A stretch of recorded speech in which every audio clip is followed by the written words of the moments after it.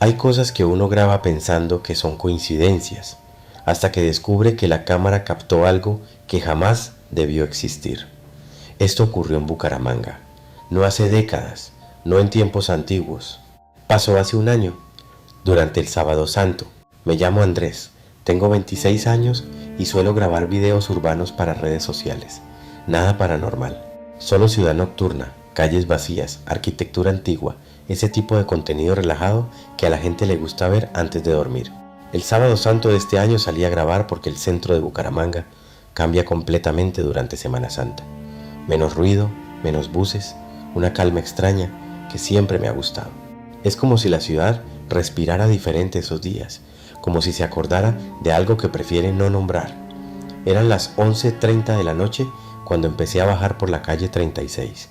El aire estaba raro, no frío exactamente, pero pesado, como antes de una tormenta, aunque el cielo estaba completamente despejado y las estrellas se veían con una claridad poco común para el centro. Las luces amarillas del alumbrado público hacían que todo pareciera más viejo, más gastado, como si el tiempo se hubiera doblado sobre sí mismo en esa cuadra.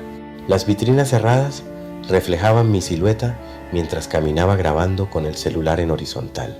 Me gustó ese encuadre, yo como sombra duplicada, la calle extendiéndose hacia la oscuridad, el pavimento húmedo por un aguacero anterior que yo no había alcanzado.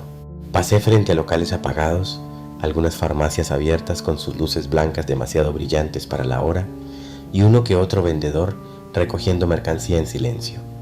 Nada fuera de lo normal, hasta que escuché el primer sonido, un canto lejano, grave, lento. Pensé que era una procesión oficial.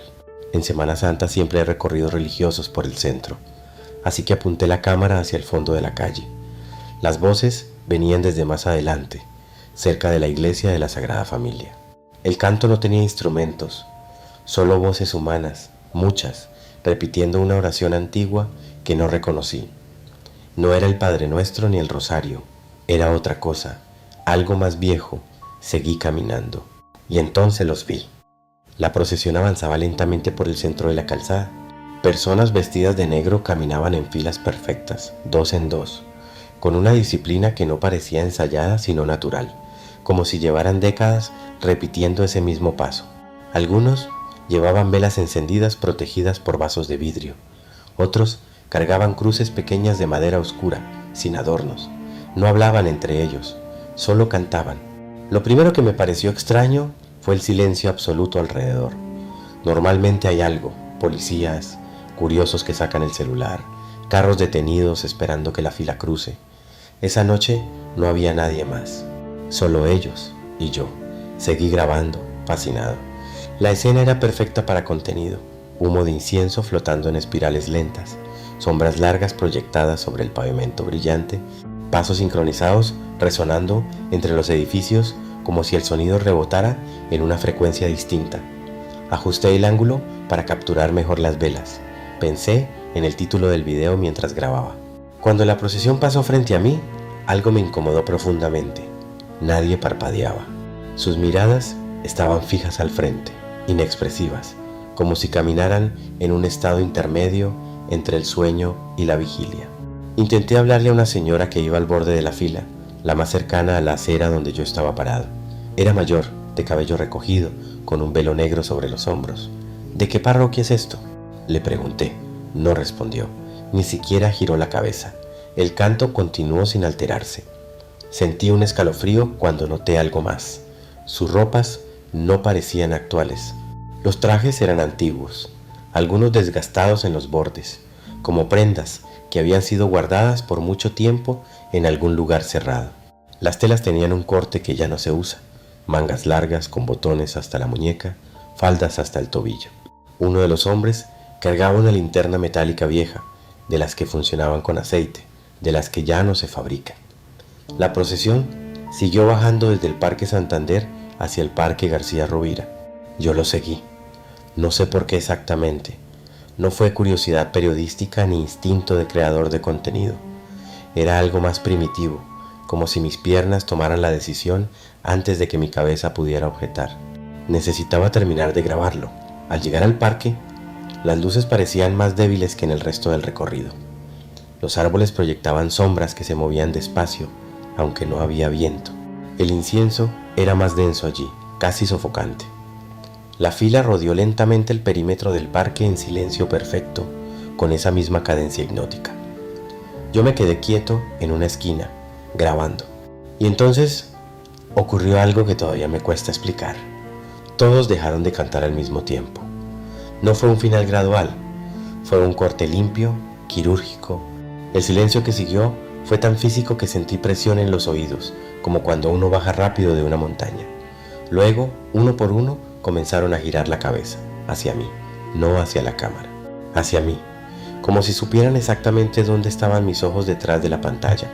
Sentí que el aire desaparecía de mis pulmones. Sus rostros eran pálidos, demasiado pálidos para ser solo efecto de las velas o del alumbrado. Algunos tenían marcas oscuras bajo los ojos, como de larga vigilia.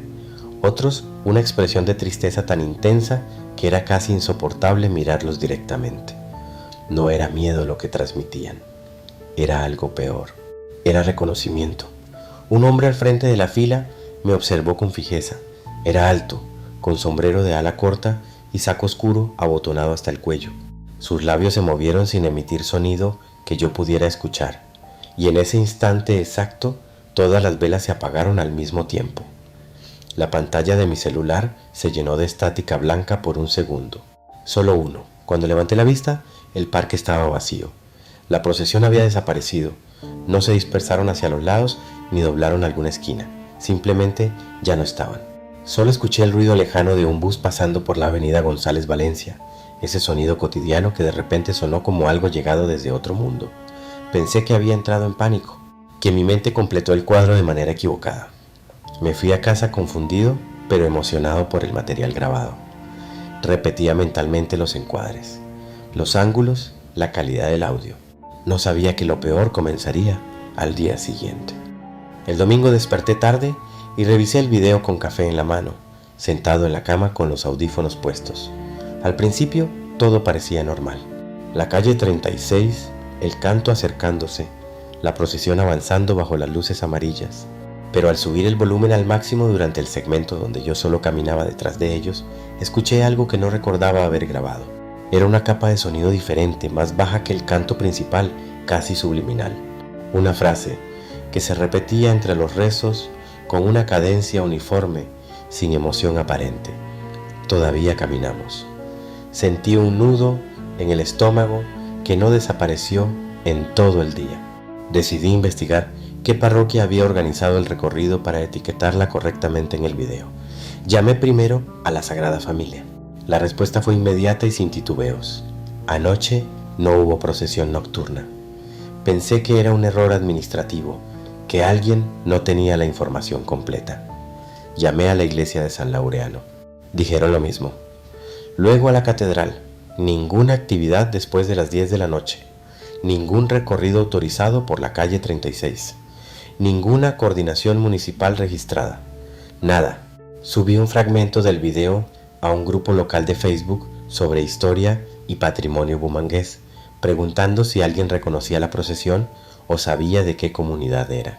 Esperaba respuestas sobre tradiciones parroquiales, sobre grupos de teatro o reconstrucciones históricas. Una hora después recibí un mensaje privado. Un hombre mayor, con perfil discreto y pocas publicaciones, me pidió que eliminara el video sin dar más explicaciones en ese primer mensaje. Tardé en responder. Volví a escribirle preguntando por qué. Entonces adjuntó una fotografía antigua, en blanco y negro, escaneada con poca resolución, pero suficientemente clara. Era una procesión, exactamente igual. Mismo recorrido, la misma esquina del Parque García Rovira, las mismas vestimentas hasta el último detalle, incluyendo la linterna metálica del hombre alto. La imagen estaba fechada en 1967. Sentí un frío recorrerme la espalda cuando amplié la foto en la pantalla de mi computador. Empecé a comparar rostros. Tomé capturas del video y las puse junto a la fotografía. Rostro por rostro. El hombre del sombrero, la señora del velo, un joven de unos 20 años al fondo de la fila con una cruz pequeña sobre el pecho. Eran los mismos. El hombre me explicó en mensajes cortos, como si le costara escribirlo. que esa había sido una procesión tradicional del centro que fue cancelada definitivamente décadas atrás. La razón: un accidente trágico durante ese mismo recorrido nocturno en la fecha que indicaba la foto. Un derrumbe de un muro lateral afectó a parte del grupo cuando pasaban por una de las calles adyacentes. Varias personas murieron esa noche. Desde entonces la procesión nunca volvió a realizarse. Ninguna comunidad quiso retomarlo. El recuerdo era demasiado pesado. Le envié una captura del video con los rostros visibles. Tardó varios minutos en responder. Su último mensaje decía solo: esas personas están enterradas en el cementerio central. Esa noche revisé nuevamente la grabación con más calma, segundo a segundo, y entonces lo vi. Al final del video, justo antes del momento en que la procesión desaparece, uno de ellos se había separado de la fila, el hombre alto del sombrero. Avanzaba lentamente hacia la cámara, separándose del grupo sin que los demás parecieran notarlo o importarles. Su paso era deliberado, su mirada directa. Su rostro ocupó toda la pantalla en el último segundo de grabación. Sus ojos parecían húmedos, brillantes de una manera que no correspondía a ninguna fuente de luz visible. Y sus labios, que antes se habían movido en silencio, ahora finalmente emitían sonido. Subí el volumen al máximo. El celular tembló levemente en mi mano. Susurraba: ahora tú nos viste. En ese momento la imagen se congeló en su rostro. Mi celular se apagó solo. No se quedó sin batería. Simplemente se apagó. Desde entonces comenzaron los sueños. Todas las noches. Camino por la calle 36 completamente vacía, con esa misma luz amarilla que lo vuelve todo más viejo. Escucho los cantos detrás de mí, esa misma oración que no reconozco, grave y lenta. Y siempre, invariablemente, al girar la cabeza para mirar, la procesión está más cerca que la vez anterior. Esta noche, por primera vez, el hombre del sombrero estaba en la fila del frente. Hay historias que pertenecen al pasado, pero hay lugares donde el pasado se niega a desaparecer. Quizá algunas tradiciones nunca terminan realmente. Quizá solo esperan a alguien que vuelva a mirarlas. Si alguna vez estás en Bucaramanga durante Semana Santa y escuchas cantos después de medianoche, no sigas el sonido, porque tal vez no sea una procesión para los vivos. Si esta historia te dejó pensando, suscríbete a Ciudad Terror, activa la campana y acompáñanos en el próximo relato, donde lo cotidiano vuelve a convertirse en pesadilla. Y recuerda, no todo lo que se graba debería volver a reproducirse. Soy Javier, tu narrador, y nos vemos en la próxima historia. Cuando cae la noche y las sombras despiertan, recuerda, no todo lo que oyes es ficción. En Ciudad Terror, los secretos respiran, los miedos caminan y las historias cobran vida. Suscríbete, dale like y acompáñanos en la oscuridad.